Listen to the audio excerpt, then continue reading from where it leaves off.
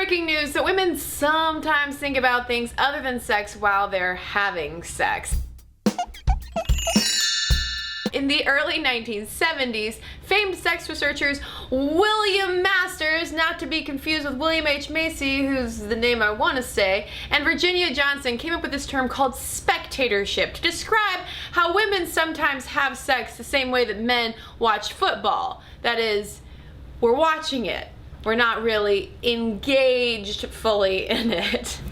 Next. Downside, we don't get to snack and drink beer while this is happening. And also, unlike watching the big game, this kind of sexual spectatorship isn't relaxing or enjoyable, but rather typically signals that we're anxious or worried about something. So what do women worry about when they're having sex instead of, worrying about having the best time of their lives?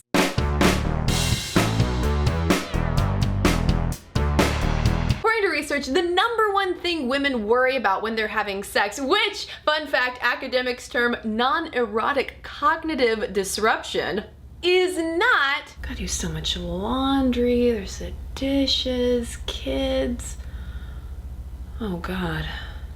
Work email. It's how we look. A recent Cosmopolitan magazine survey found that 32% of women worry about what they look like between the sheets. Should I have worn something different? Even more distressingly, a UK survey found that 58% of women respondents fret about what they look like while they are, insert your favorite euphemism for having sex.